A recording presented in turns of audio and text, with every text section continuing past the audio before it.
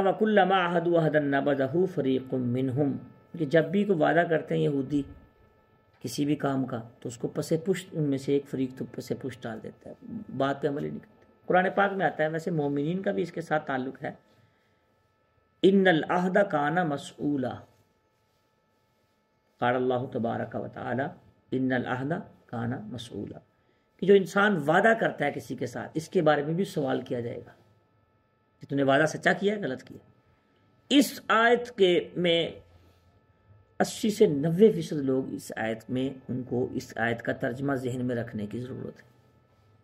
کتنے لوگ ہیں وعدہ کرتے ہیں، چھوٹی چھوٹی بات پہ وعدہ کر لیں گے، وعدہ ہی نہ کریں بھائی، وعدہ کریں تو پورا کریں۔ تو وعدہ کرنا یہ کوئی معمولی بات نہیں ہے، وعدہ کر کے اس پہ عمل کرنا، اس پہ پورا اترنا، یہ اصل چیز ہے۔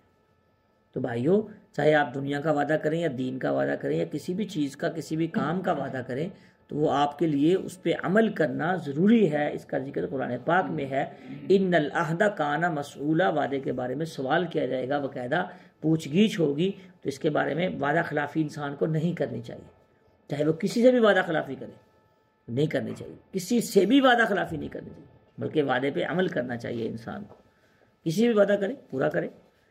وَلَمَّا جَاءَهُمْ رَسُولٌ مِّنْ عِندِ اللَّهِ، اور جب بھی کوئی رسول آئے ہیں اللہ تعالیٰ کی طرف سے، کوئی بھی رسول آئے تو وہ تصدیق کرنے والے ہیں، ان کے پاس جو کتابیں ہیں، رسول خود بھی تصدیق کرتے ہیں، پچھلی شریعتوں کی، پچھلی کتابوں کی، پچھلے صحیفوں کی۔ ہر رسول نے پچھلے نبی کی تصدیق کی ہے، ہر رسول نے پچھلے نبی کے صحیفوں کی، کتابوں کی تصدیق کی ہے، ہر کتاب نے تصدیق کی ہے پچھلی کتابوں کی، تو اس کے اندر تو کوئی نفی کی والی بات ہی نہیں ہے۔ تو ان میں سے ایک فریق نے تو اس کو پس پشت رکھا ہے، اور اب بھی ایسے ہے، اس کا تعلق اب کے ساتھ بھی ہے۔ بہت سے لوگ قرآن سنتے ہیں، سمجھتے ہیں، اور سم بکم عمی فہم لا یرجعون بنے بیٹھے ہیں، سنتے بھی ہیں عمل نہیں کرتے، دیکھتے بھی ہیں آنکھوں سے غلط ہو رہا ہے صحیح ہو رہا ہے، عمل ہی نہیں، پتہ ہی نہیں، اپنی زندگی میں مگن۔ اور اس وقت دنیا میں بہت سے لوگ ایسے ہیں جو صرف اپنے رزق اور روٹی روزی کے چکر میں سارا دن گزارتے ہیں، صبح سے شام تک، شام سے صبح تک، ان کو ہر وقت فکر بیوی کی ہے، بچوں کی ہے بس، اور بینک بیلنس کی فکر ہے، نہ دین اپنی آخرت کی فکر ہے، نہ دنیا کی، دنیا کے اندر نہ بیوی بچوں کے بعد ان کے ساتھ کیا ہوگا اس کی فکر ہے۔ تو اس کے بارے میں رسول اللہ صلی اللہ علیہ وسلم کی ایک روایت ذہن میں رکھ لیں، انشاءاللہ دونوں چیزیں سمجھ میں آ جائیں۔ بخاری شریف کی روایت ہے، رسول اللہ صلی اللہ علیہ وسلم نے فرمایا کہ تم بیوی کے ساتھ ساری زندگی حسن سلوک کرتے رہو، ایک وقت آئے گا وہ آ کے کہے گی کہ میں تیرے گھر سکھ دیکھے ہی نہیں، میں نے تیرے گھر میں، جو بندہ بندوں کو جب راضی کرنے میں چکر میں پڑ جاتا ہے نا تو پھر رب کو بھول جاتا ہے، نہ بندے راضی ہوتے ہیں نہ اللہ راضی ہوتا ہے۔ اس طرح جب اللہ تعالیٰ کو سامنے رکھ کے بیوی کے ساتھ آپ حسن سلوک کریں، لیکن جو بھی کر رہے ہیں اللہ کے لیے کریں، اپنے آپ کا بڑا پن دکھانے کے لیے نہ کریں، خاندان سے، لوگوں سے، محلے سے، معاشرے سے سب سے اچھا سلوک کریں، لیکن اللہ کے لیے جب کریں گے تو پھر اگر کوئی آگے سے ریاکشن آئے گا، آگے سے کوئی نافرمانی آئے گی تو دکھ نہیں ہوگا، جس کے لیے کیا وہ اجر دے دے گا اس کا۔ مسئلہ یہاں سے بنتا ہے جب ہم اپنے آپ کو اپنے خاندان میں اوپر لانے کے لیے یا بڑا دکھانے کے لیے جب ہم کرتے ہیں احسانات اور نیکیاں کرتے ہیں، جب آگے سے اس کا ریاکشن غلط آتا ہے تو پھر ہمیں بڑا دکھ ہوتا ہے، نا میں نیکی کردا ہی نہ، او بھائی تو نے اپنے لیے نیکی کی تھی، اگر تو رب کے لیے کیا پھر تو افسوس، اس سے اجر مل گیا آپ کو۔ تو میرے دوستو، جو لوگ بیوی کے چکر میں ہر وقت لگے رہتے ہیں، بچوں کے چکر میں لگے رہتے ہیں، قرآن پاک میں اس کا اور بھی جواب ہے۔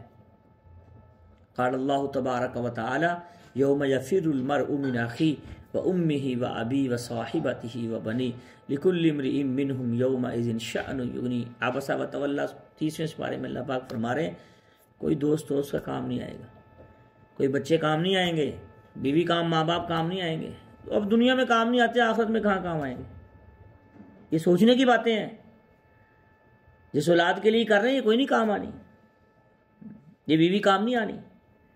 مجھ سے 80% لوگ یہ مسئلہ پوچھتے ہیں، خاوند فوت ہوا بیچارہ، ساری زندگی بیوی کے لیے کر کے، جھوٹ بول کے، ملاوٹیں کر کے، دھوکے دے کے، فراڈ کر کے، چوریاں کر کے، لڑائیاں کر کے، اور سب کچھ کر کے بیوی کے لیے کرتا کرتا دنیا سے چلا گیا۔ 80% لوگ مجھ سے یہ مسئلہ پوچھتے ہیں کہ عورت ابھی عدت میں ہوتی ہے، مجھ سے آگے نکاح کر دے اس کا، اتنا صبر نہیں ہے عورت کے اندر۔ یہ جدید دور چل رہا ہے بھائی، وہ خاوند جس کے لیے جس نے ساری زندگی بیوی کے لیے کرتا لڑتا سارا کچھ کرتا ڈرتا جو ہے وہ قبروں میں جا کے پڑ گیا ہے. اب اس سے عدت بھی نہیں گزاری جا رہی. بیویاں کسی اور کی ہو جائیں گی, ہو جاتی ہیں. بھائی جتنا کریں اللہ کے لیے کریں. جب ہر کام میں اللہ تعالیٰ کو سامنے رکھیں گے تو پھر ہمیں افسوس نہیں ہوگا کسی کام پہ. پھر ہم جو بھی زندگی گزرے گی جیسی گزرے گی پھر ہم اللہ پہ راضی, اللہ ہم پہ راضی. تو دوست اور بیٹے اولاد اور دوست بنا لیتے ہیں. باپ کو کون جاتا ہے؟ ہم کتنا جاتے ہیں اپنے ماں باپ کی قبروں پہ؟ کتنا وقت ہے ہمارے پاس؟ تو یہ دوستو اس چیز کا خاص خیال رکھیں. کتاب اللہ یعنی یہ نبذ فریق من الذین اوتوا الکتاب, پس پوچھ نہ ڈالیں کتاب کی معاملات کو. یہاں سے یہ بات چلی ہے کہ کوئی بھی معاملہ ہو اس کو پس پوچھ نہ ڈالیں, بلکہ اس کو سامنے رکھ کے اس کے مطابق زندگی گزارنے کی کوشش کریں, پھر زندگی بنے گی. کتاب اللہ وراء ظہورہم کأنہم لا یعلمون, اللہ کی کتاب جو ہے وہ ان کے پیچھے پس پوچھ ڈالتے ہیں. بہت سے لوگ گویا کہ وہ جانتے ہی نہیں, ایسے شدائی بنے پھر رہے ہیں, بیوقوف بنے پھر رہے ہیں, گویا کہ وہ جانتے ہی نہیں کتاب کو, کتاب کا علم ہی نہیں. ویسے حقیقت ہے علم تو ہے ہی نہیں بالکل. ہم میں سے کتنے بندے ہیں جن کو قرآن پاک کا ترجمہ ہی آتا ہے صرف؟ کتنے بندے ہمیں پتا ہو کہ قرآن پاک ہم سے کیا مخاطب ہے, قرآن کیا کہتا ہے ہم سے؟ او بھائی پورا قرآن کا ترجمہ یاد کر لیں, پڑھ لیں, پڑھیں, سیکھیں, پھر سمجھ آئے گی, فائدہ ہو. چلو قرآن کا نہیں کرتے یار, اہمیت کم ہے نا. تو جو نماز پڑھتے ہیں 5 وقت کی, اس نماز کا ہی ترجمہ ہمیں یاد کر لیں, 10 صورتوں کا ترجمہ یاد کر لیں. ہمیں پتا ہو اللہ تعالیٰ سے جب اللہ اکبر کہا ہے ہم نے کیا مطلب ہے اس کا, سبحانک اللہم و بحمدک کا پڑھا شروع کیا, جو ہم نماز پڑھ رہے ہیں اللہ تعالیٰ کے سامنے 5 وقت سجدہ ریز ہوتے ہیں, اس کا ترجمہ کیا ہے, مطلب کیا ہے, کیا کہتے ہیں ہم اللہ تعالیٰ کو؟ ان الصلاۃ تنہی عن الفحشاء والمنکر, کہ نماز تو بے حیائی اور برے کاموں سے روکتی ہے. جب پتہ ہی نہیں ہم پڑھ کیا رہے ہیں, اب روکیں گے کیا؟ فائدہ کیا ہوگا؟ ہماری عبادات رسمی بن گئی ہیں, ٹائم ہوا رسم آئی, ٹائم نہیں پڑھیں گے تو یار لوگ کیا کہیں گے, نماز چھوڑ گیا. ٹائم ہوا نماز کا, جا کے نماز پڑھ کے آگے, یہ نہیں پتا کیا مانگ کے آئے, کس کے سامنے ہاتھ اٹھائے ہوئے ہیں. بڑے دکھ اور المیہ کیا بہت بڑا اس امت کے لیے بہت بڑا المیہ ہے. یہ امت جتنی قرآن پاک سے دور ہوتی جائے گی اتنے اندھیروں میں چلی جائے گی, چاہے جتنا مرضی ترقی کر لے. جتنا جو انسان اللہ کے قریب اور رسول اللہ صلی اللہ علیہ وسلم کے قریب ہوتا جاتا ہے وہ اتنا زیادہ سکھی ہوتا جاتا ہے, سکون میں آتا جاتا ہے. جو بندہ جتنا اللہ تعالیٰ اور رسول اور کتاب سے دور ہوتا جائیں گے وہ اتنا اندھیروں میں جاتا جائے گا. تو میرے بھائیو دوستو کوشش کریں پورے قرآن پاک کا ترجمہ کریں, یاد کریں, پڑھیں, سمجھیں, کسی سے کلاس لیں, اس کے ساتھ بچوں کو بھی ترجمہ پڑھائیں. اور اگر قرآن پاک کا ترجمہ نہیں پڑھا, زندگی گزار لی, چلو یار نماز کا ہی کر لو یاد کم از کم. جب اللہ کے سامنے جو نماز پڑھ کے آتے ہیں 5 وقت, اس کا تو ہمیں بتاؤ التحیات للہ کیا مطلب, اللہم انا نستعینک و نستغفر, وہ کیا مطلب, کیا کہہ رہے ہیں دعائے قنوت میں اللہ طرف. بڑے المیہ ہے بہت بڑا. باتیں جتنی مرضی سن لو, کہانی جتنے مرضی سن لو, گھنٹوں بولتے رہیں گے, 2 منٹ کی نماز نہیں آتی. دکھ کی بات ہے کہ نہیں؟ ابھی سن کے دیکھ لو, دکھ کی بات ہے. دل خون کے آنسو ہوتا ہے جب میں یہ بات کرتا ہوں کہ دنیا کے کسی بھی معاملے میں کسی بازار کا پتہ پوچھ لو, پورا پتہ بتائیں گے. کسی بھی پروڈکٹ کا معلومات لے لو, پروڈکٹ کی وہ چیز کہاں ملتی ہے, کہاں سے بنتی ہے, اس کے بارے میں بڑھا چڑھا کے 2-4 باتیں اور لگا کے جو نہیں بھی پتا وہ بھی کر کے ساری معلومات لے لو. ہر بندے کو دنیا کی ہر چیز کا پتہ ہے. نہیں پتا تو قرآن کا نہیں پتا, نہیں پتا تو حلال حرام کا نہیں پتا, نہیں پتا تو اللہ اور اللہ کے رسول کا نہیں پتا. اسی وجہ سے آخرت قبر کی طرف جاتے جا رہے ہیں, بس مسئلہ حل نہیں ہو رہا, کوئی کام نہیں ہو رہا. ساری زندگی نماز پڑھتے ہوئے بد نظری ختم نہیں ہو رہی. نماز کیسے برائی سے روکے گی جب پتہ ہی نہیں اللہ کے سامنے کیا کیا ہے, کیا پڑھا ہے, کیا مانگا. زبان کیسے اللہ کے حکم کے مطابق چلے گی جب پتہ ہی نہیں.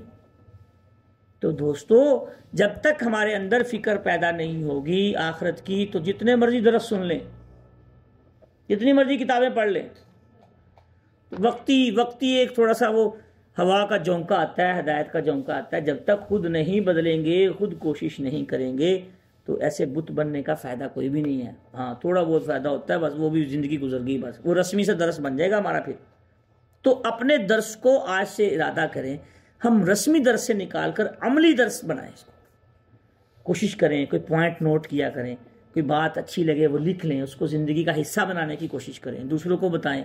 اللہ تعالیٰ یار ہمیں آخرت کو سامنے رکھ کے دنیا کی زندگی گزارنے کی توفیق عطا فرمائے.